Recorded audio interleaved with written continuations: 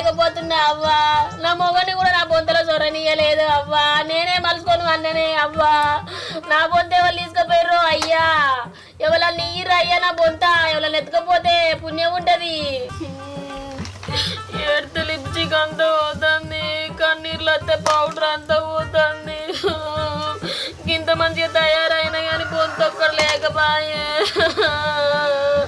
ఎవరికేం చేసిండో నా బొంత మీద పడ్డరు.